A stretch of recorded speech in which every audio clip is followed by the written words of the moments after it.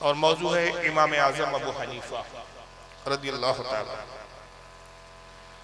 आप और हम सब जानते हैं और आपको मालूम होना चाहिए कि हम अइम्मा अरबा में, चार अइम्मा में जिस इमाम की तकलीद करते हैं, तकलीद शख्सी जिस जात और शख्स की करते हैं, वो इमाम आज़म अबू हनीफा की जात, जिनको दुनिया सिर्फ महज अबू हनीफा नहीं कहती बल्कि इमाम अबू हनीफा कहती हैं, और बल्कि सिर्फ इमाम ही नहीं कहती बल्कि इमाम आज़म कहती है। इमाम आज़म से मुराद ये है कि चार मज़ाहिब में जो चार मज़हब है हमारे, उनमें आप सबसे बुलंद रुतबा इमाम हैं, और ऐसी चंद फजीलतें हैं उलमाए अइम्मा मुज्तहिदीन में कि जिनकी दुनिया में तकलीद की जाती है। चार अइम्मा है जिनकी तकलीद की जाती है, उनमें कुछ ऐसी खुसूसियात है आपकी इनफरादी खुसूसियात के जो दिगर अइम्मा सलासा में, तीन अइम्मा में वो बात नहीं आती है, जो कुछ बातों में आपको फ़ौक़ियत हासिल है। इस बुनियाद पर आपको इमाम आज़म अबू हनीफा कहा जाता है।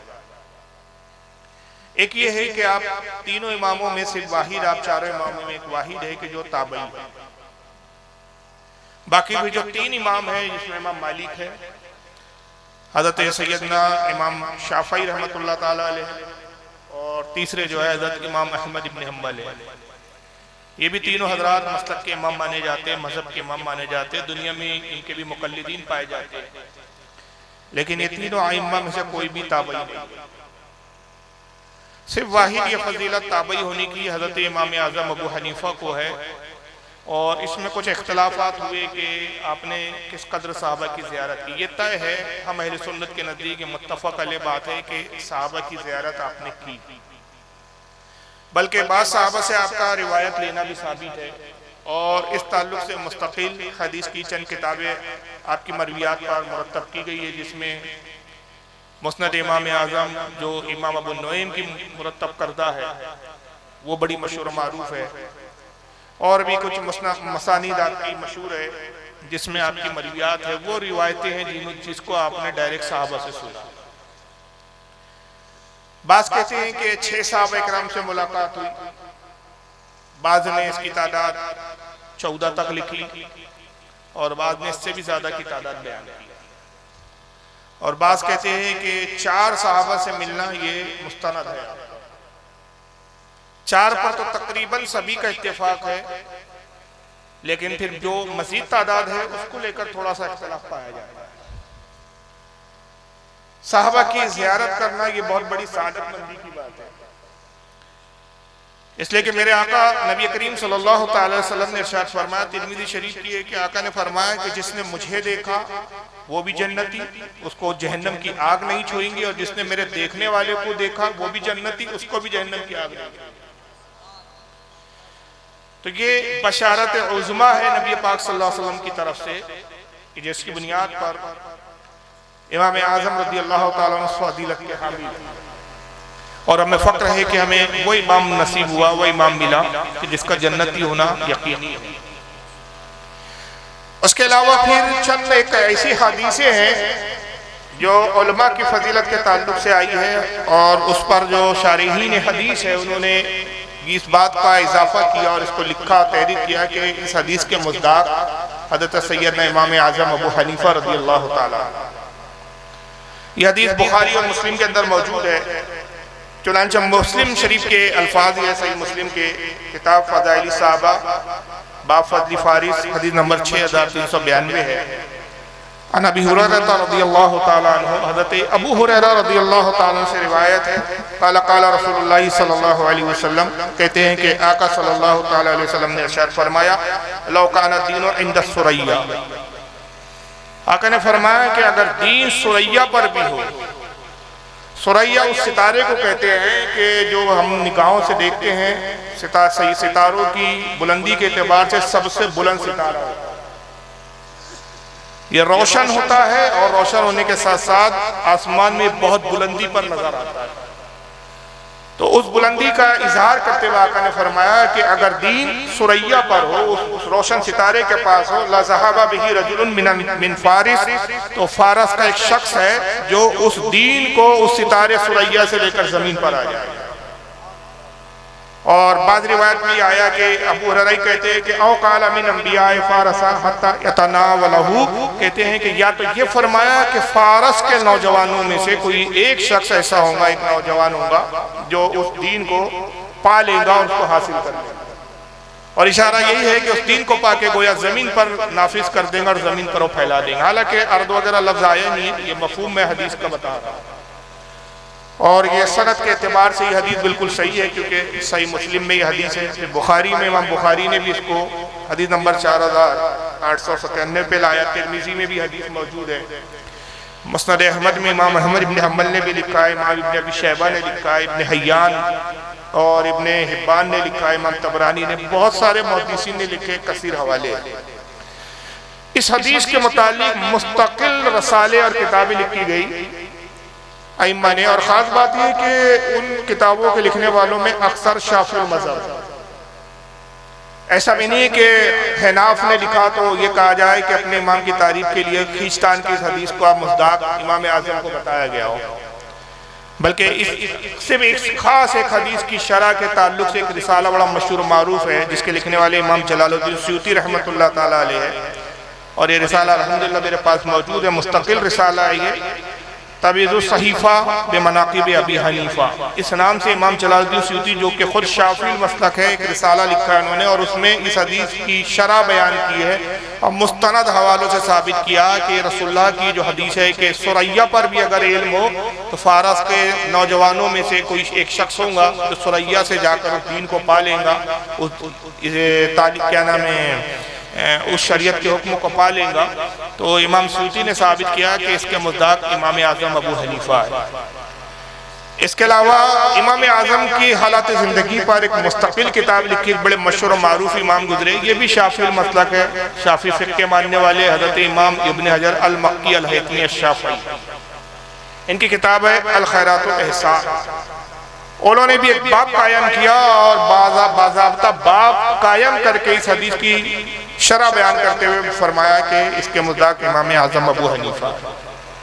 और फिर इमाम आज़म की एक दूसरी खुसूसियात ये है, मैं चंद खुसूसियात बता रहा हूँ वरना एक मुस्तकिल मौजू है ये। एक ये कि आप ताबई हैं, दूसरे ये कि रसूलुल्लाह सल्लल्लाहु अलैहि वसल्लम ने इशारतन आपका जिक्र फरमाया, और तीसरी ये बात है कि आपके दादा हज़रत ज़ूता, ये रसूलुल्लाह सल्लल्लाहु अलैहि वसल्लम के बाद में, हालांकि सहाबी नहीं है लेकिन चली लोकत ताबई है, हुजूर को नहीं पाया अलबत्ता इन्होंने। ज़ूता हज़रत इमाम आज़म रज़ियल्लाहु ताला अन्हु के दादा है और मौला अली के असहाब में से, और अक्सर ये हज़रत मौला अली की खिदमत में हाजिर होते थे।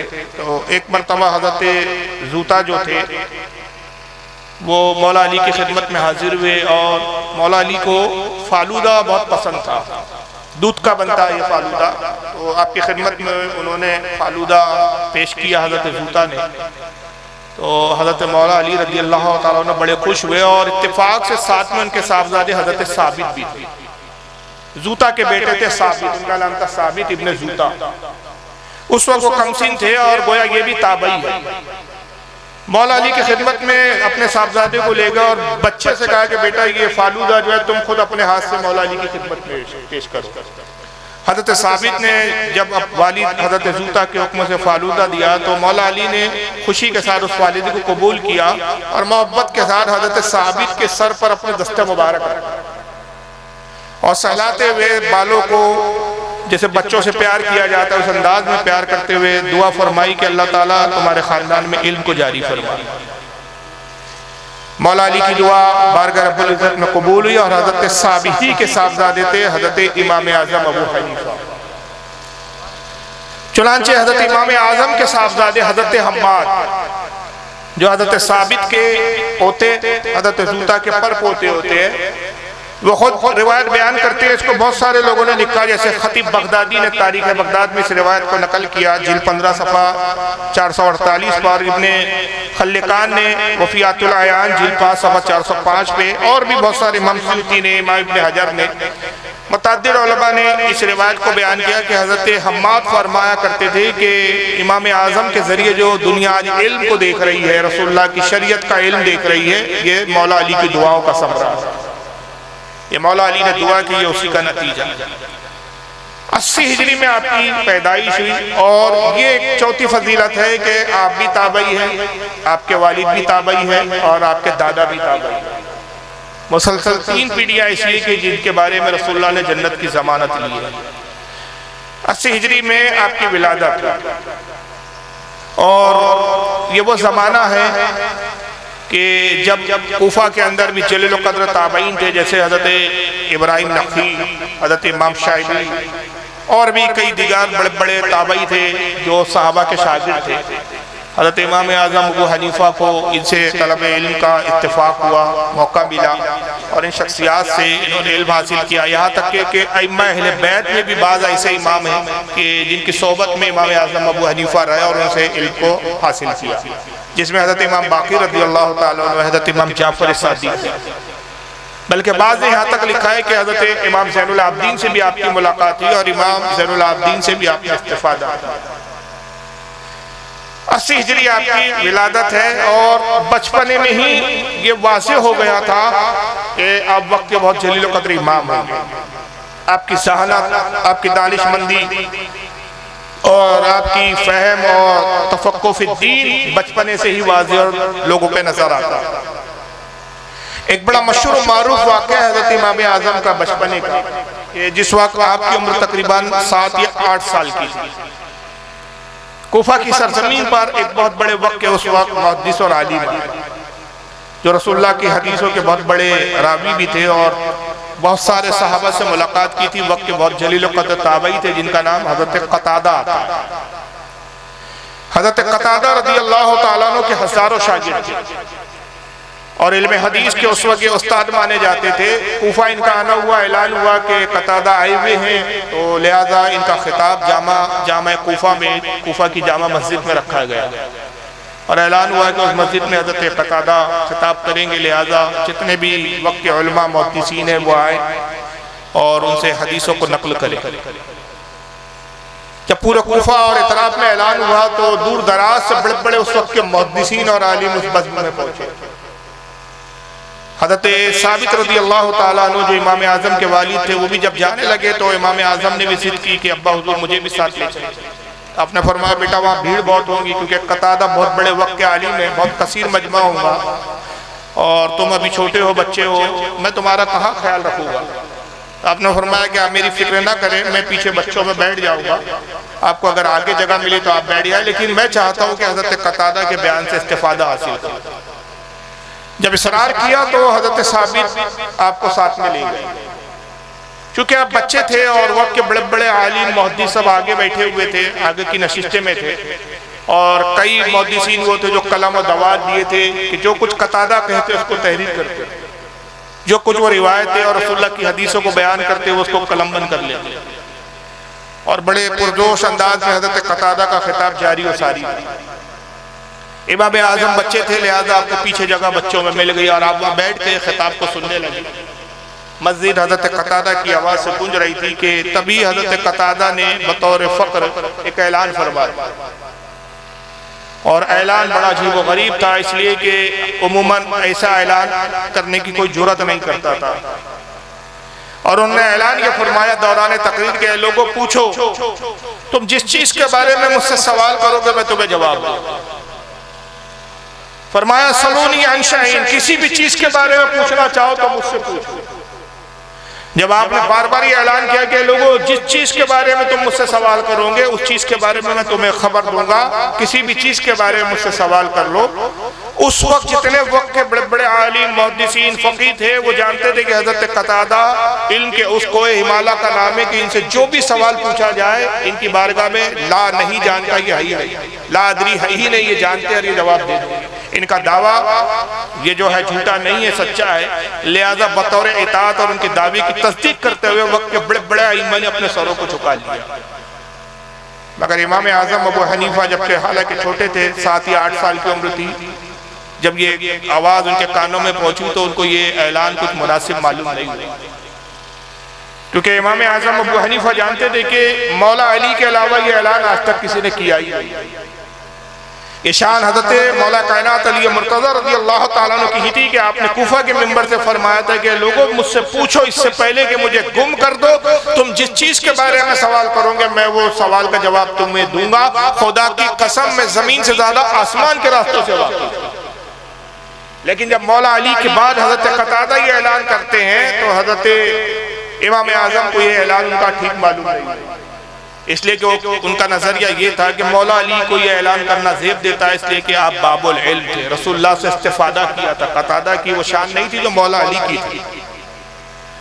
चुनांचे इमाम आजम अबू हनीफा पीछे से खड़े हुए और बाआवाज़ बुलंद आपने पुकार के कहा कि ऐ हजरत कतादा मेरा एक सवाल है, मैं एक सवाल करना चाहता हूं।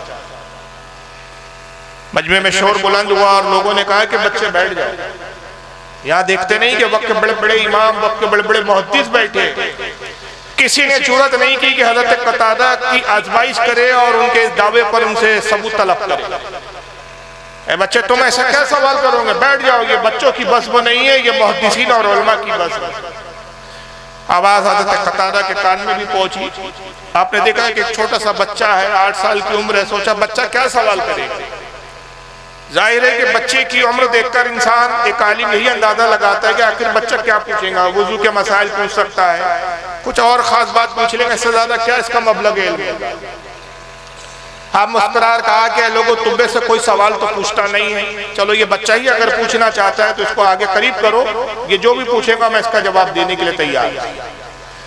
बहरहाल अहले महफिल ने रास्ता दिया और इमाम आजम अबू हनीफा रज़ी अल्लाह ताला अन्हु उस कमसिनी के आलम में बड़ी शान बेनियाजी के साथ सामने आते और कहते कि कतादा मेरा एक बहुत छोटा और मामूली सा सवाल है। वो सवाल क्या था, मैं उससे पहले थोड़ा सा पस मंजर बताना चाहता हूँ कि अगर पस मंजर आपको नहीं मालूम होगा तो सवाल की अहमियत नहीं समझ पाएगी।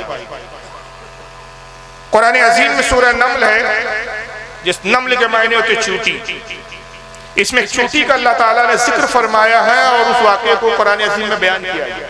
वाक़या ये कि हज़रत सुलेमान अलैहिस्सलाम जिनको अल्लाह ताला ने तमाम जानदार की ज़बानें अता फरमाई थी और दुनिया की जितनी मखलूक थी, शयातीन हो, जिन्नात हो, चरिंद परिंद हो, सब आपके मातहत कर दिए।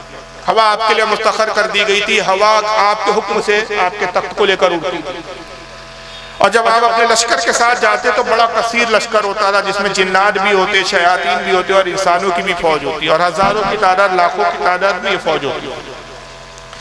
हजरत सुलेमान अलैहिस्सलाम अपने लश्कर के साथ एक बार तशरीफ ले जा रहे थे कि एक मकाम पर हजरत सुलेमान अलैहिस्सलाम ने अपने लश्कर को पड़ाव डालने का हुक्म दिया कि यहाँ कुछ आराम कर लो, सुस्ता लो, उसके बाद फिर हम सफर को आगे बढ़ाएंगे। जब ये लश्कर ठहरता है वहां से ठीक 30 मील की दूरी पर जंगल का इलाका था, वहां बिलों के बाहर कुछ चूटियां थी जो अपनी गिजा तलाश कर रही थी। तो उन चूटियों में से एक चूटी जो चूटियों की रानी थी वो अपनी चूटियों से मुखातिब होकर कहती है कि अपने अपने बिलों में दाखिल हो जाओ कि यहाँ से 30 मील की दूरी पर हजरत सुलेमान अलैहिस्सलाम का लश्कर है, अनकरीब वो लश्कर यहाँ से गुजरेगा, ऐसा ना हो कि उनके घोड़े और जानवर और उनके पैरों तले रोंदी जाओ और हलाक हो जाओ। अपनी जान की हिफाजत चाहती हो तो बिलों में दाखिल हो जाओ। ये 30 मील की दूरी पर चूटी अपने कबीले के लोगों से गुफ्तगू कर रही थी और कुरान अजीम बयान करता है, ये हदीस नहीं है कि जिसका कोई इनकार कर दे और उसको ज़ईफ बोल के इनकार करके उसको ठुकरा दे। ये कुरान अजीम के अल्फाज सूरह नम्ल में है कि अल्लाह ताला फरमाते हैं कि हजरत सुलेमान ने 30 मील की दूरी पर जो चूटी अपने कबीले के हम कबीला लोगों से गुफ्तगू कर रही थी, अपने साथी चूटियों से जो कह रही थी, 30 मील की दूरी पर हजरत सुलेमान अलैहिस्सलाम ने उसको सुन लिया और सुनने के बाद आप मुस्कुराने लगे। इससे पता चला कि जब सुलेमान अलैहिस्सलाम के इल्म गैब का ये आलम है तो जो सुलेमान के आका हमारे आका सल्लल्लाहु अलैहि वसल्लम है उनके इल्म गैब का आलम है। आप किसी ऐसे शख्स को कि जो रसूलुल्लाह के इल्म गैब का मुनकिर और कहे कि नबी को तो दीवार के पीछे की खबर नहीं थी, नबी को अपने बाद क्या होने वाला, अपने जमाने के बाद क्या होने वाला वो नहीं जानते थे, उससे कहो कि बदबक होश की दवा ले। यहाँ सुलेमान जो हमारे आका के गुलाम है उनके इल्म की गवाही कुरान दे रहा है, अगर तुम मुसलमान है तो क्या इस आयत का भी इनकार करेगा? और उसके कान के पास ले जाइए, किसी बदअकीदा की चूटी लीजिए और चूटी उसके कान के पास ले जाइए और कहिए कि मौलवी साहब ये क्या कह रही है, जरा चूटी बताइए। इसका बाप भी नहीं बता सकता। क्योंकि चूंटी एक इतनी मामूली मखलूक है हमारे एतबार से, वरना अल्लाह की हिकमत है, हम किसी मखलूक को उसकी हकीर नहीं समझते, लेकिन हमारे एतबार से चूंटी एक हकीर कीड़ा, एक छोटा सा जानवर है, एक जानदार छोटा सा है जिसकी आवाज आज तक किसी इंसान ने सुना नहीं है कि उसकी आवाज क्या होती है, वो गुफ्तगू कैसी करती है। अगर कान के पास भी किसी की चूंटी रख दी जाए तो वो नहीं सुन सकता कि चूंटी कह क्या रही है, मगर 30 मील की दूरी पर हजरत सुलेमान अलैहिस्सलाम उसकी गुफ्तगू को समाअत फरमा रहे हैं। तभी तो आला हज़रत कहते हैं कि दूर और नजदीक के सुनने वाले वो काने लाले करामत पे लाखों सलाम। हमारे आका दूर से भी सुनते हैं और नजदीक से भी सुनते हैं और यकसा सुनते हैं। ऐसा नहीं है कि दूर की आवाजें कम सुनाई देती है और करीब की आवाजें ज्यादा सुनाई देती है, यकसा तौर पर आप समाअत फरमाते हैं। फिर तफासिर और हदीस बयान होती है और ये हमें बताती है कि जब सुलेमान अलैहिस्सलाम मुस्कुराए और वहां पहुंचे, जब लश्कर आपका आगे बढ़ा और ये सारी चूंटी अपने बिलों में जाके पोशीदा छुप गई, आप उस चूंटी के उस बिल पर पहुंचे जहां वो चूंटियों की रानी जो थी, जिसने गुफ्तगू की थी, वो रहती थी। आप खास उस बिल के पास आए और आने के बाद आपने उसका नाम लिया, बाकायदा तफासिर में उसका नाम भी आया और नाम लेके उसको मुखातिब करके कहा कि बाहर आ, मैं सुलेमान हूं कि जो तुझसे गुफ्तगू करना चाहता है। यानी सुलेमान अलैहिस्सलाम को 2 बार यहाँ पर एक इल्म पता चला, एक ये कि किस बिल में रहती है ये भी आप जानते हैं और चोटी का नाम क्या है उससे भी आप वाकिफ हैं। ये जनाब सुलेमान अलैहिस्सलाम के इल्म का आलम है। तो अगर मेरे आका ये कहे तब ताज्जुब की बात नहीं। आका फरमाते हैं कि मेरी निगाहों के सामने मेरी उम्मत कयामत तक की सारी उम्मत को पेश कर दिया गया और मैंने अपनी उम्मत के हर फर्द को देखा और पहचान लिया। अब मैं अपने हर उम्मती को ऐसे जानता और पहचानता हूँ जैसे बाप अपने बेटे को पहचानता है। तो इस पर कोई ताज्जुब की बात नहीं। जो ताज्जुब करते हैं वो कुरान के दर हकीकत मुनकिर है। फिर उन्हें चाहिए कि हजरत सुलेमान अलैहिस्सलाम के इस वाक़े का भी इनकार करे। और याद रखिए जो इन वाक़यात का इनकार अगर करता है तो वो मुसलमान हो नहीं, कि वो कुरान का मुनकिर है, वो अल्लाह के कलाम का मुनकिर है। हजरत सुलेमान अलैहिस्सलाम उस चूंटी को आवाज देते हैं कि बाहर आ, मैं अल्लाह का नबी सुलेमान हूँ जो तुझसे कुछ गुफ्तगू करना चाहता हूँ। वो चूंटी ने हजरत सुलेमान अलैहिस्सलाम की जब आवाज मुबारक को सुना, आपके कलाम को सुना, बाहर हाजिर होती है, सलाम अर्ज करती है। आपने फरमाया कि चूंटी ये बता, तूने कैसे कहा कि सुलेमान का लश्कर इन्हें रोन देगा, आज कुचल देगा और तुम हलाक हो जाओगी? तूने कैसे गुमान किया कि सुलेमान का लश्कर तुम पे जुल्म करे? एक अल्लाह का नबी तुम पर जुल्म होता हुआ देखे? चूंटी ने भी कितना जबरदस्त जवाब दिया, क्योंकि जाहिर है वो थी चूंटी लेकिन थी टन टनाटन सुन्नी। सुन्नी होता ही वो है जो नबियों से मोहब्बत करता। उसको सुलेमान अलैहिस्सलाम से मोहब्बत थी और ये मोहब्बत का ही सिला था कि जो इतना इल्म रखती थी। वरना बताइए कि हजरत सुलेमान अगर चूंटी की 30 मील की दूरी से आवाज सुन रहे हैं, उसको मुलाहिजा कर रहे हैं, मेरे नजदीक कमाल नहीं, क्योंकि सुलेमान अलैहिस्सलाम तो इससे बढ़कर भी जानते थे, इससे ज्यादा जानते थे। वो तो नबी थे, इल्म दिया गया था, मगर चूंटी तो कोई नबी नहीं थी कि इसको कहां से ये इल्म गैब मिल गया। इसने कैसे जान लिया कि 30 मील की दूरी पर हजरत सुलेमान अलैहिस्सलाम का लश्कर?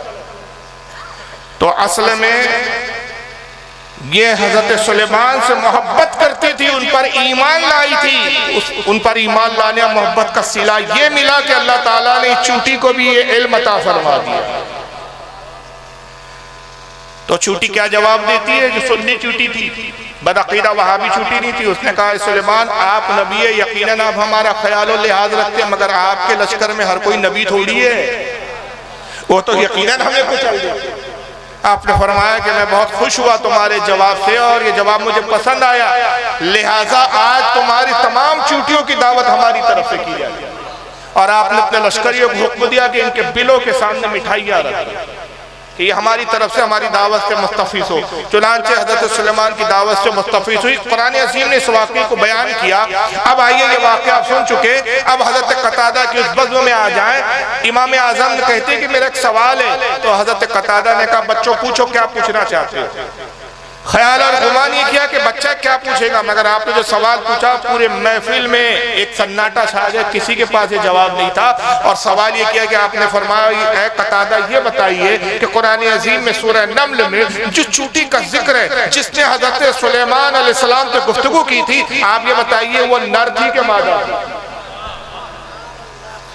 नर मादा तो समझता है ना आपको, फेल फीमेल, मुज़क्कर मुअन्नस, वो नर थी कि मादा थी? हज़रत कतादा चकरा गई, या अल्लाह, कुरान में तो कहीं है ही नहीं कि वो मादा है कि नर है। बड़े परेशान हुए हैं, महफिल भी सन्नाटे में आ गए, किसी के पास इसका जवाब था ही नहीं कि कैसे बताएं, और उसके साथ सबूत के साथ बताना। ऐसा नहीं कि आपने जो चाहा दिल में आया कह दिया, दलील भी चाहिए कि वो नर थी कि मादा थी। हज़रत कतादा ने अपनी शर्मिंदगी को बज़ाहिर छुपाने की गरज से फरमाया कि ऐ बच्चे, ये सवाल ही फजूल मालूम होता है। और सवाल फजूल इसलिए कि कुरान में कहीं जब जिक्र ही नहीं है कि वो मादा थी कि नर थी, तो फिर सवाल ही पैदा नहीं होता। इस तरह के सवाल फजूल होते हैं। आपने फरमाया कि नहीं, जवाब कुरान ही में पोशीदा है। ए हज़रत कतादा, आप इकरार कीजिए कि आपका ये दावा गलत था और आप अपने इस दावे से पहले रुजू कीजिए। अगर आप रुजू करें तो फिर मैं इसका जवाब दूं। हज़रत कतादा को मजबूरन कहना पड़ा कि भाई बच्चे, इस दावे में जो मैंने फ़क्र जाहिर किया मैं इससे रुजू करता हूँ, अब बताओ लिल्लाह बताओ कि कुरान में इसका क्या जवाब है। आपने फरमाया कि आपने 12 आयत करीमा पढ़ी जिसमें वाक़े का जिक्र है, मगर गौर नहीं किया कि जब चूंटी ने अपने साथियों से कहा तो कुरान अजीम क्या फरमाता है, कालत नमलतुन, कालत जो आता है वो मुअन्नस के लिए आता है, अगर वो मुज़क्कर होती तो कुरान अजीम काला फरमाता है, और वहाँ नमलतुन फरमाया, ये भी मुअन्नस के लिए आता है। अगर वो मुज़क्कर होती तो अल्लाह फरमाता काला नमलुन, चूंटी ने कहा, नमलुन नहीं आया, नमलतुन आया, काला की जगह कालत आया। कालत और नमलतुन बताते हैं कि वो मुअन्नस थी, मुज़क्कर नहीं थी। जब ये आपने दलील पेश की तो हज़रत कतादा खुशी से झूमने लगे, अपने मिंबर से उतरते हैं, इमाम आज़म को गोद में लिया और अपने मिंबर पे बिठाया, फरमाया लोगों मेरी निगाह देख रही है कि वक्त का इमाम आज़म अबू हनीफा बनेगा, ये वक्त का इमाम आज़म है।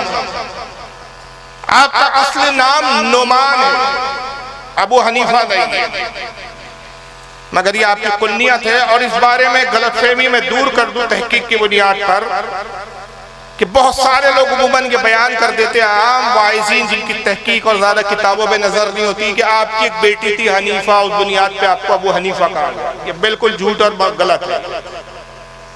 और इस ताल्लुक से एक वाक़या भी बयान किया जाता है, हालांकि वाक़या फरीदुद्दीन अत्तार, शेख फरीदुद्दीन अत्तार एक सूफी बुजुर्ग गुजरे हैं, उनकी किताब है तज़किरतुल औलिया, उसमें नकल है, और कुछ किस्से कहानियों की भी किताबों में उसी किताब के हवाले से लिखा जाता रहा।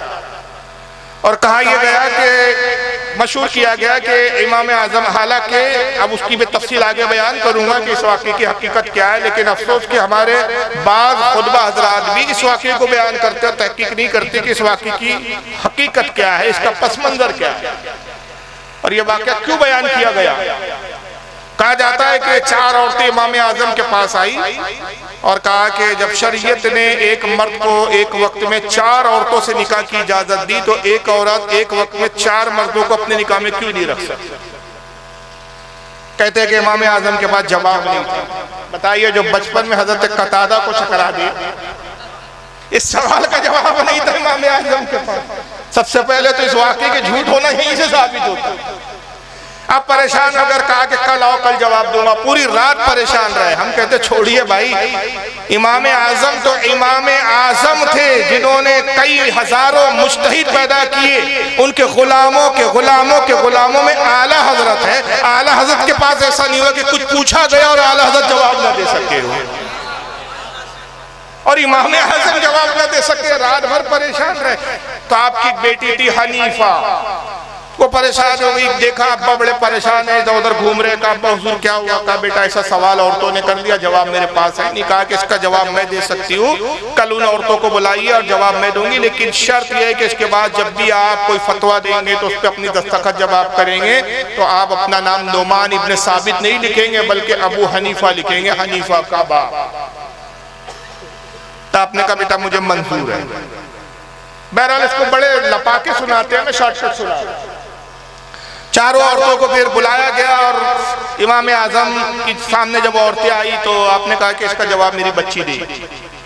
और ने कहा अच्छा ठीक है, हमें जवाब से मतलब है। कहा कि बच्ची अबू हनीफा बताओ क्या जवाब है। कहा कि तुम अपने पिस्तान से दूध निकालो।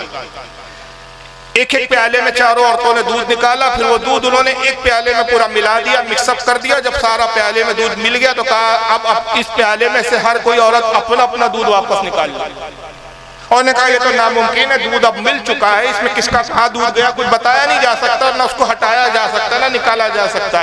तो कहा बस इसी से साबित हुआ कि जिस तरह दूध की पहचान नहीं हो पा रही है, अगर एक औरत एक वक्त में 4 शोहर और 4 मर्दों को रखे, जो औलाद पैदा होगी ये पता कैसे चलेगा कि किस मर्द की औलाद।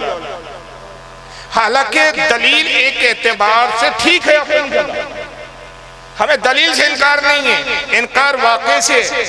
हाफिज सहबी रहमतुल्लाह ताला अलैह बहुत बड़े जरह तादील के इमाम सहबी रहमतुल्लाह अलैह सियारुल इलामुन नुबाला में फरमाते कि ये वाक़या मनगढ़ंत है और ये राफ़दी शियाओं ने इमाम आज़म की तौहीन और तज़लील की बुनियाद पर इसको बयान किया। और मकसद ये था कि ये जाहिर किया जाए कि तुम इमाम आज़म की फ़िक्र को मानते हो, जिसका हाल ये था कि साहब ऐसे छोटे छोटे सवालों के भी जिसके पास जवाब नहीं थे। दूसरी वजह यह बयान करते अल्लामा सहबी रहमतुल्लाह अलैह कि सबसे बड़ी कमाल की बात है, और इसी को इमाम इब्ने हजर अस्कलानी ने भी लिखा, और भी बहुत सारे जो जरह तादील के बड़े बड़े मुहद्दिसीन हैं, जो मुहक्किकीन हैं, जरह तादील के इमाम माने जाते, वो फरमाते हैं सबसे बड़ी दलील कि हनीफा नाम की आपकी कोई बेटी ही नहीं थी। अबू हनीफा नाम की बेटी तो छोड़ो, आपकी कोई बेटी ही नहीं थी, कोई बेटी ही नहीं थी, लड़की थी ही नहीं आपको सिर्फ एक लड़का था, एक लौता लड़का, और उनका नाम था हजरत हम्माद। हजरत हम्माद के अलावा आपका कोई बेटा नहीं। तो जब बेटी ही नहीं थी तो पहले गढ़ने वालों ने एक बेटी भी पैदा कर दी, उसका नाम हनीफा भी रख दिया, फिर एक वाक़या उसके पीछे रखा, और वो वाक़या की निस्बत हजरत इमाम आज़म से कर दी, और उस बुनियाद पर हनीफा अबू हनीफा को कुनियत बताई। फिर सवाल पैदा होता है कि आप अबू हनीफा क्यों कहते हैं? जब आपकी बेटी नहीं थी तो हनीफा का बाप फिर क्यों कहा जाता? तो आला हज़रत फाज़िल बरेलवी रज़ी अल्लाह ताला अन्हु अल मलफूज़ में फरमाते हैं कि हनीफ अरबी ज़बान में कागज़ और औराक को कहते हैं। कागज़ होते हैं ना, उसको क्या कहते हैं अरबी में? हनीफ। आपको पढ़ने का बहुत शौक था, आप कागज पे बहुत लिखा करते थे, बहुत पढ़ा करते थे, दिन रात आप कागजों में घिरे रहते थे, इसलिए आपकी लोगों ने कुनियत रख दी अबू हनीफा, कागजात का बाप। दूसरी वजह ये बयान फरमाते हैं इमाम दीन, चूंकि आप दीन हनीफ पर थे। कुरान अजीम में अल्लाह के रसूल के बारे में फरमाया कि हमारा महबूब दीन हनीफ पर है। चूंकि आप दीन हनीफ के मुबल्लिग थे, दीन हनीफ को आपने फरोग दिया, इस बुनियाद पर आपकी कुनियत अबू हनीफा, वरना यह नहीं है कि आपकी कोई बेटी हनीफा नाम की थी। जहानत और दानिशमंदी का इमाम आज़म का ये आलम था कि अपने वक्त के इतने बड़े अजीम इमाम, अगर उनकी मुहद्दिसाना सलाहियतों पे बात करूं तो एक अलग मुस्तकिल मौजू है, लेकिन मैं आपके फहम के एतबार से आपकी कुछ ऐसी वाक़यात और कुछ ऐसी बातें बयान करना चाहता हूँ कि जिससे आपकी दानिशमंदी और तफक्कुह फिद्दीन और पेचीदा मसाइल के हल करने का जो मलका आपको अल्लाह ताला ने अता फरमाया था, वो जाहिर होता है कि जो मसाइल बड़े बड़े इमाम हल नहीं कर पाते थे, आप चुटकियों में उसको हल कर देते। फिल बली इसके जवाब इरशाद फरमाया। हज़रत इमाम इब्ने हजर अल मक्की अल हैतमी रहमतुल्लाह अलैह अपनी किताब अल खैरातुल एहसान में नक़ल फरमाते कि एक मरतबा एक दावत में आप शरीक थे, और उस दावत में बड़े वक्त के बड़े बड़े इमाम भी थे, और दावत का जो एहतमाम हुआ था वो वलीमे की दावत थी। 2 सगे भाइयों का निकाह 2 सगी बहनों से हुआ। 2 बहनें थी और 2 सगे भाई थे, उनके निकाह उन बहनों से हुए। एक बहन एक भाई के निकाह में आई, दूसरी बहन दूसरे भाई के निकाह, आपस में ही उन्होंने निकाह किया।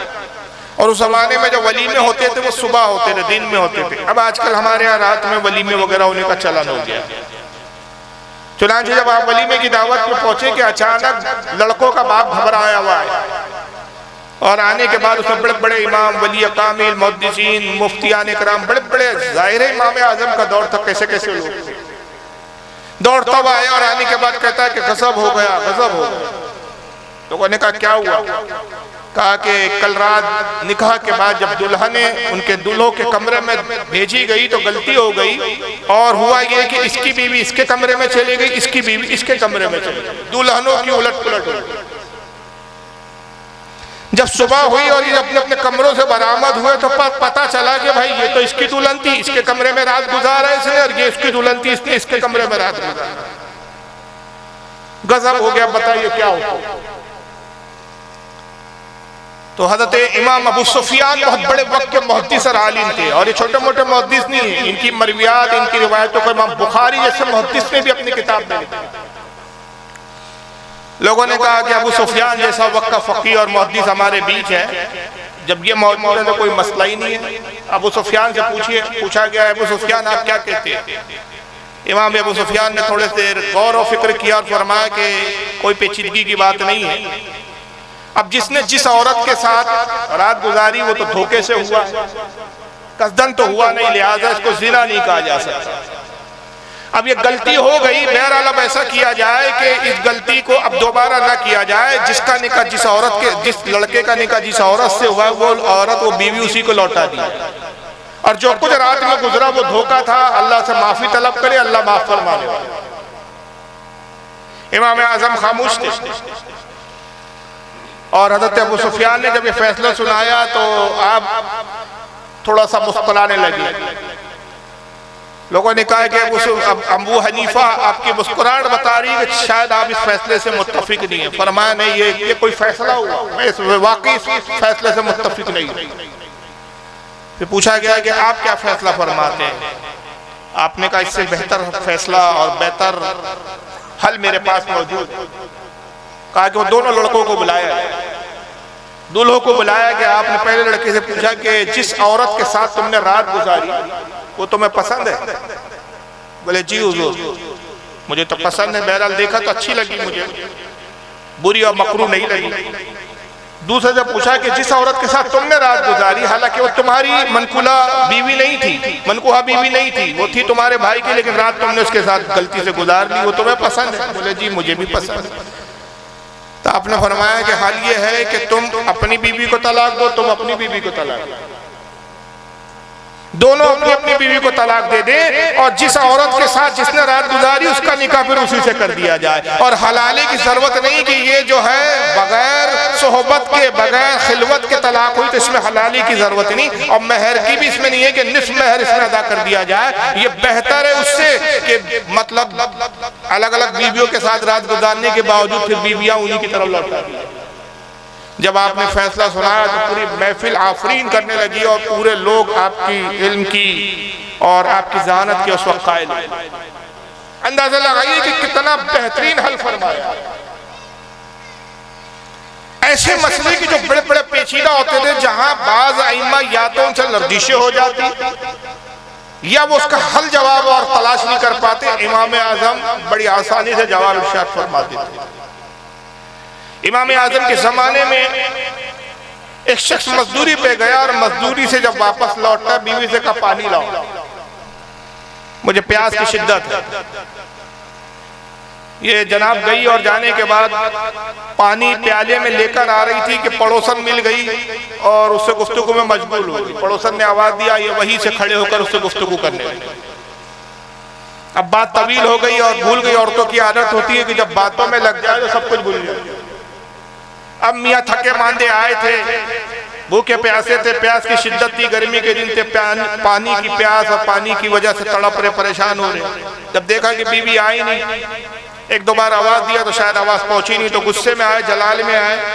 अब जब कुछ देर के बाद ये प्याला लेकर पहुंची तो गुस्से में कहा कि अब प्याला लाई है इतनी देर के बाद, ये तेरी फर्माबरदारी का आलम है, मैं तुझे तलाक देता हूँ। इस पानी को अगर तूने फेंक दिया तो तुझ पर 3 तलाक, खुद पिया तो 3 तलाक, किसी को पिलाया तो 3 तलाक, और इस पानी को ऐसे रख दिया छोड़ दिया तो भी 3 तलाक। अब बताइए क्या करें?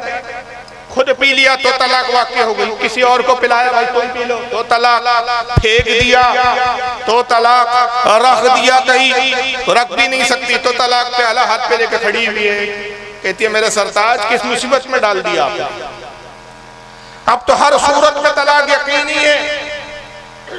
अब गुस्सा ठंडा हुआ तो इसको भी अफसोस हुआ कि वाकई गुस्से में कुछ ज्यादा ही मैंने हरकत कर दी है, इसलिए कहते हैं कि गुस्सा भी नहीं करना चाहिए, सोच समझ के बोलना चाहिए। और मैं तो अपने दोस्तों और नौजवानों से कहता हूं कि जब शादी हो जाए ना तो ये भूल जाओ कि हमारी शरीयत में तलाक नाम की भी कोई चीज है, भूल जाओ, ऐसा सोचो कि है ही नहीं हमारी शरीयत। जिसको बहुत ज्यादा तलाक रहती है ना तो कई बार होता क्या, अक्सर होता है मेरे पास मसले आते हैं, बीवी को धमकाने के लिए तलाक दे दिया, पता ही नहीं चला, जब धमकाने नहीं चलता, तलाक दिया यानी हो गई। अब बाद में आते हैं, अरे वो तो मैंने गुस्से में बोल दिया था जनाब, वो तो मैंने डराने के लिए बोल दिया। भाई डराने, अब किसी को डराने के लिए फायर करोगे, गोली चलेंगी तो क्या मरेगा नहीं? कहेंगे नहीं साहब मरना नहीं चाहिए तूने, मैं तो डराने के लिए फायर किया था। ये तो हिमाकत है भाई, बेवकूफी है। कोई कहे भाई मजाक में मैंने बंदूक चला दी, तो चाहे मजाक से चलाओ या डराने के लिए चलाओ, अगर बंदूक की गोली छोड़ोगे, बंदूक चलाओगे, फायर करोगे तो सामने वाला मरेगा। फिर हीले करते हैं कि वो तो होश नहीं था, वो तो मेरा होश खो चुका था, सब बकवासात होती है। जब मुफ्ती कहता है ना कि तलाक हो गई तो फिर होश गुम हो जाता है, वरना उससे पहले होश भी होती है। कितनी दी थी, फिर पूछता भी है 3-4 बार दी, इतने बार दी, उतने बार दिया। जिसी को अभी तलाक तो हो गई, अब छोड़ना पड़ेगा, फिर याद नहीं है कितने बार दी थी, होश नहीं था। अच्छा अभी बता रहा था तो होश था, मसले का जवाब सुनते ही होश गुम हो गया। याद रखिए कितने ही बहाने कर लो, अगर इंदल्लाह अल्लाह के नजदीक अगर वो तलाक हो गई तो आप उस औरत के साथ रहकर माज़अल्लाह जो जिंदगी गुजार रहे वो गुनाह की और जिना की हालत में जिंदगी गुजारेंगे। जब कुराबत करोगे जिना का। बहरहाल ये उस कंडीशन थी उस खातून की, पानी फेंका तो तलाक, पिलाया तो तलाक, रख दिया तो तलाक, किसी और को पिलाया तो तलाक। इसका भी गुस्सा ठंडा हुआ, कहा कि वाकई तो बड़ी मुसीबत हो गई, मैंने गुस्से में कह दिया, रुको मैं इमाम आजम अबू हनीफा से मसला पूछता रहा। हज़रत इमाम आजम की खिदमत में पहुंचा, मसला सुनाया, आपने गौर फिक्र नहीं किया, सोचा नहीं, फिल बदी जवाब देते हैं ये तो कोई मसला ही नहीं है, इसमें कोई पेचीदगी नहीं, तू जा और एक कपड़े को उस प्याले में डाल ले, जब पानी वो कपड़ा को सौंप ले, वो कपड़ा पानी को सौंप ले, उसको हवा में उड़ा दे, तलाक वाकई नहीं है। क्यों? पानी में जब वो पानी जज्ब हो गया कपड़े में, कपड़ा सुखा दिया, अब प्याले में पानी रहा नहीं, और जब रहा नहीं तो तलाक उस वक्त भी नहीं हो रही है, फेंका भी नहीं, पिलाया भी नहीं, रखा। तो ऐसे मसले की जो बाज़ाहिर बड़े पेचीदा लगते थे, इमाम आज़म अबू हनीफा रज़ियल्लाहु ताला ने चुटकियों में हल करवाया। दो दोस्त थे, बस ये 2 वाक्य सुनाऊंगा और उसके बाद फिर मैं दूसरी चीजों की तरफ आऊंगा, दूसरे शिक्षण की तरफ। उसमें एक दोस्त था, उसने एक मौके पे कसम खा ली कि अब जिंदगी भर कभी अंडा नहीं खाऊंगा। अंडा होता ना, एक नहीं खाऊंगा। एक दिन वो बड़े अजीज दोस्त, एक दोस्त साहब बाजार से आ रहा था और इत्तेफाक से वो अंडा ही लेकर आ रहा था। उसने देखा है कि ये मेरा वो दोस्त चला आ रहा है और इसकी आदत है कि कोई भी चीज खरीद लो या ले आओ तो ये मांगता है, और इसने कसम खाई है कि अंडा खाऊंगा नहीं और मैं अंडा लेके जा रहा हूँ। तो कहीं ऐसा ना हो कि अंडा मांग ले और फिर कसम का मसला हो जाए। तो उसे छुपाने के लिए उसने अंडे को जेब में रखा, उसका अंडे को जेब में रखना और इसका देखना।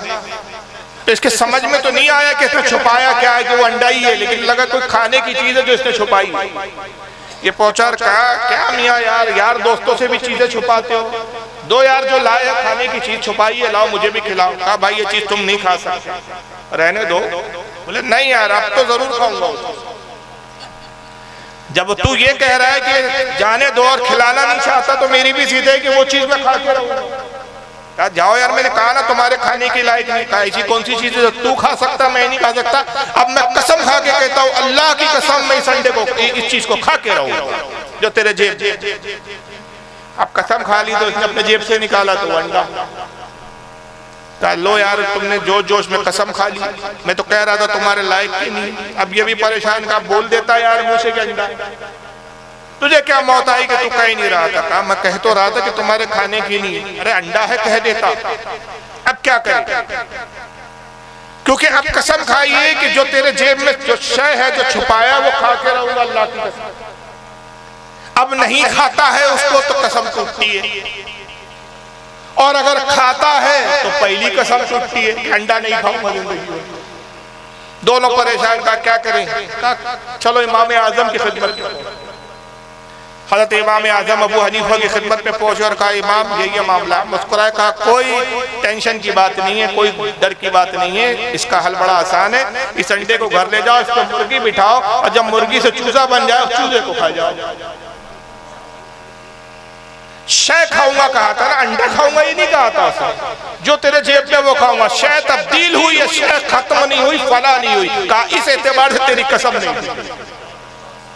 तो ये ऐसे ऐसे मसाइल की इस पर बड़े बड़े उलमा ने ज़ख़ीम किताबें लिखी है। हज़रत इमाम अबुल हसन हुसैन बग़वी रहमतुल्लाह अलैह की आप पढ़े, जो उनके तफ़क्कुह फ़ी दीन पर आपने किताबें लिखी है। हज़रत इमाम इब्न हजर की पढ़े। और एक आखिरी वाक़या कि आपके ज़माने का एक बादशाह मंसूर, बड़ा सरफिरा बादशाह था, बनो खिलाफत बनो बासिया का दौर था, मंसूर सफ़ा इसको कहा जाता है। बड़ा जालिम और ज़िद्दी किस्म का बादशाह, अपनी बेगम के साथ बैठा हुआ है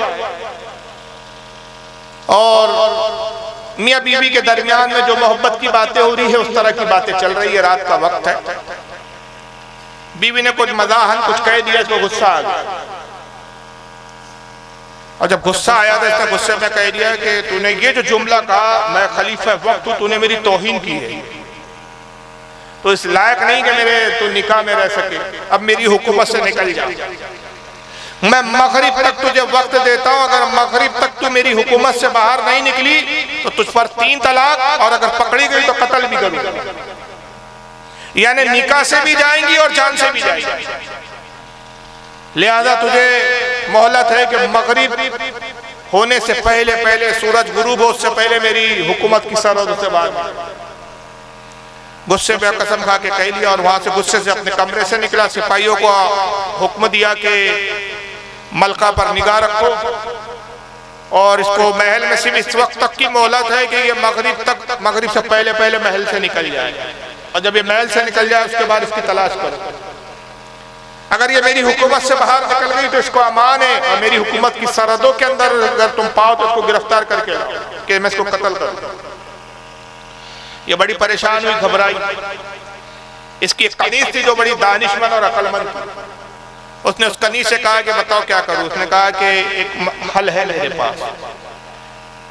कहा कि हल ये है कि आप कुछ देर इंतजार कीजिए और जो सिपाही निगरानी किए हुए आप पर उनको गाफिल कर दीजिए, और मेरा लिबास पहनकर, कनीजों वाला लिबास पहनकर आप महल से इस तरह निकल ले कि अगर ये सिपाही देखे तो समझे कि कोई कनीज जा रही है, और आप सीधा इमाम आजम अबू हनीफा के पास जाए।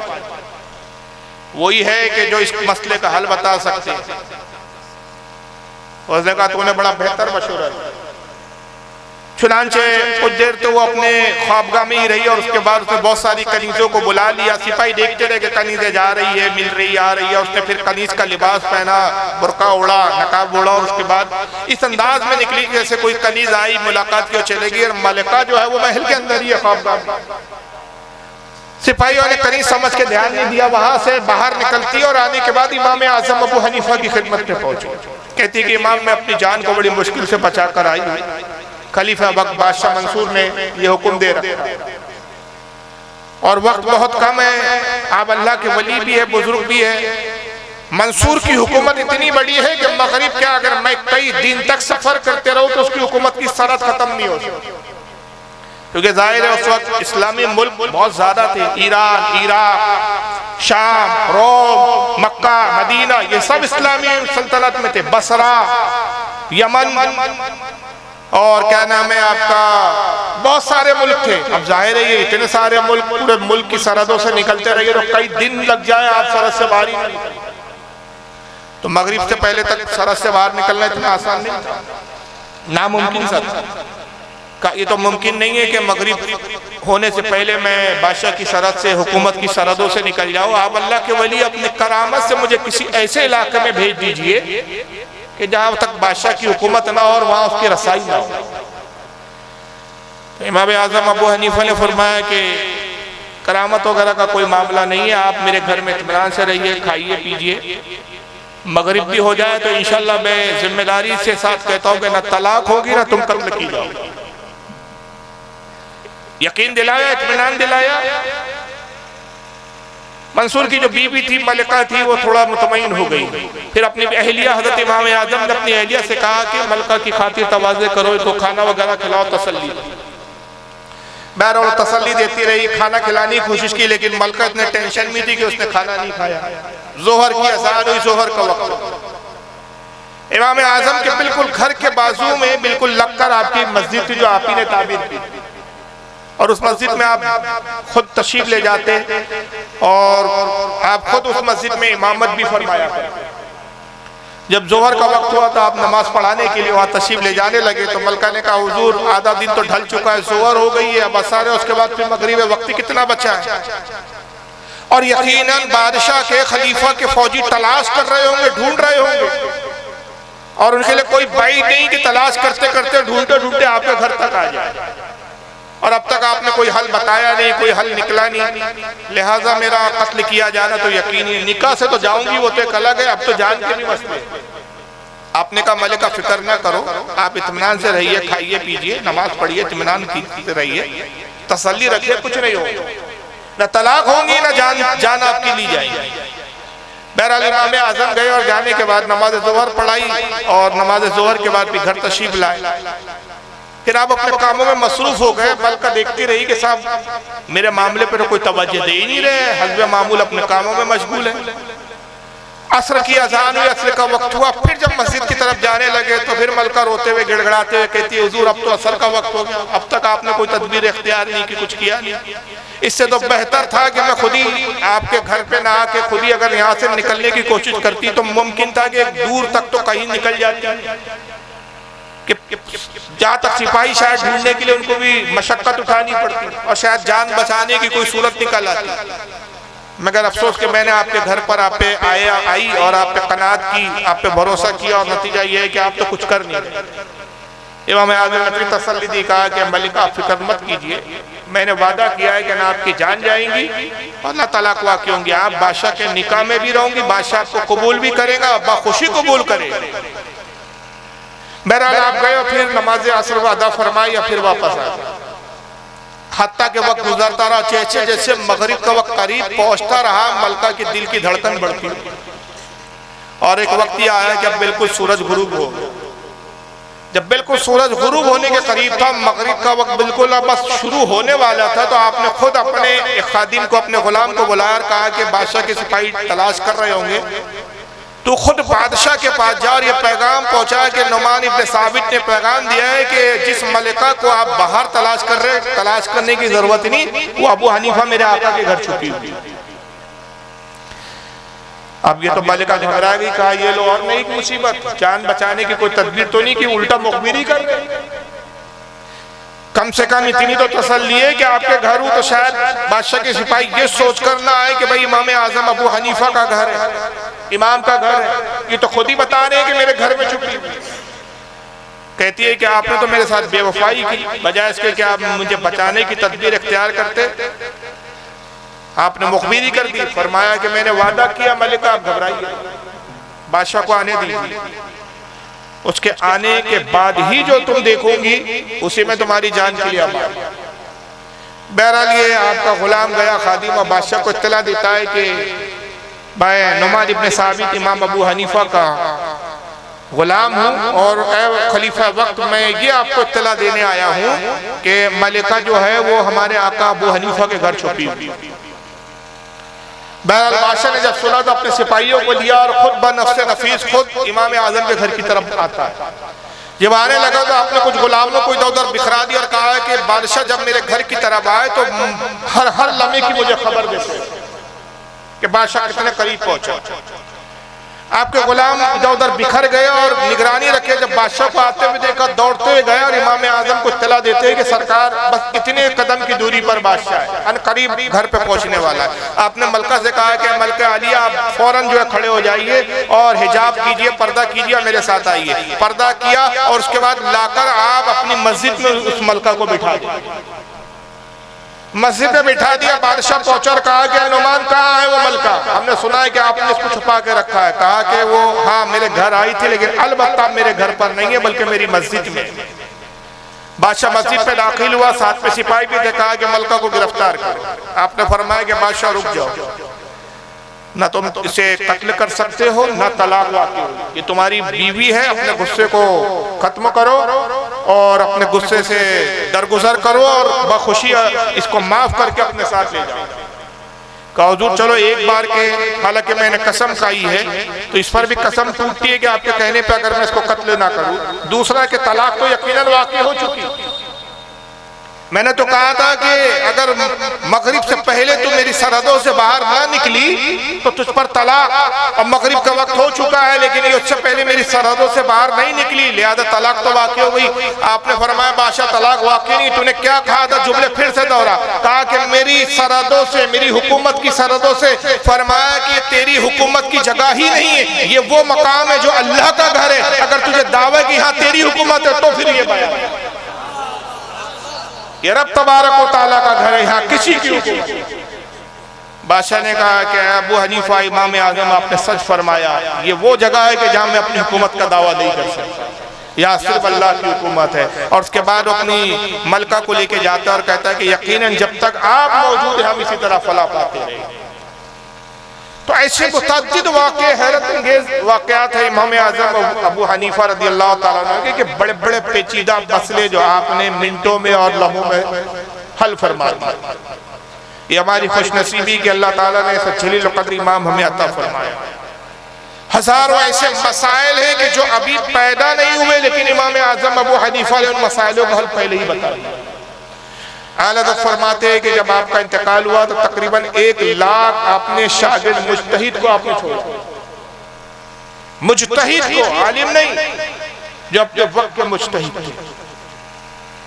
और आपके अजीम शागिर्दों में हजरत इमाम अबू यूसुफ, हजरत इमाम जफर, हजरत इमाम मोहम्मद, यहाँ तक के कि हजरत इमाम शाफी रहमतुल्लाह ताला अलैह फरमाते हैं कि तमाम फकीहों के इमाम आजम अबू हनीफा बाप है और सारे फकीहों की औलाद है। फरमाते हैं कि अबू हनीफा ना होते तो फुकाहत का दरवाजा ही नहीं खुलता। और ये सिर्फ जज्बाती बयान नहीं है, दर हकीकत यही है। इमाम आजम अबू हनीफा के शागिर्द है हजरत इमाम मोहम्मद और इमाम मोहम्मद के शागिर्द है हजरत इमाम शाफई। इमाम शाफई के भी दादा उस्ताद इमाम आज़म और फिर इमाम शाफई के शागिर्द है हजरत इमाम अहमद इब्न हंबल। तो यकीनन ये इमाम शाफई का कौल हक पर मबनी है कि तमाम फकीहों के आप बाप। इमाम अहमद इब्न हंबल ने भी आपसे और आपके मसाइल से इस्तिफादा किया, इमाम शाफई ने किया। किसी ने हज़रत निज़ामुद्दीन औलिया की मलफूज़ात में फ़वाइदुल फ़वाद में निज़ामुद्दीन औलिया से पूछा कि निज़ामुद्दीन आप किस इमाम की तक़लीद करते हैं? आपने एक जुमले में जवाब नहीं दिया, जबकि जवाब एक जुमले में हो सकता था। आप ये फरमाते कि मैं इमाम आज़म का मुक़ल्लिद हूँ, लेकिन आपने जोश में आए और अपने इमाम की अज़मत का जब इजहार करते हो तो किन जुमलों में फरमाते? कहते ऐ अजीज, तूने ये सवाल किया कि मैं किस इमाम की तक़लीद करता हूँ, तो सुनो, मैं उस इमाम की तक़लीद करता हूँ कि उनका शागिर्द इमाम मोहम्मद जब घोड़े पे बैठकर सफर के लिए निकलता तो वक्त का एक अजीम इमाम, मसलक का एक अजीम इमाम, इमाम शाफी उनके घोड़े की लगाम पकड़ के आगे आगे चला करता। मैं उस इमाम की तक़लीद करता हूँ।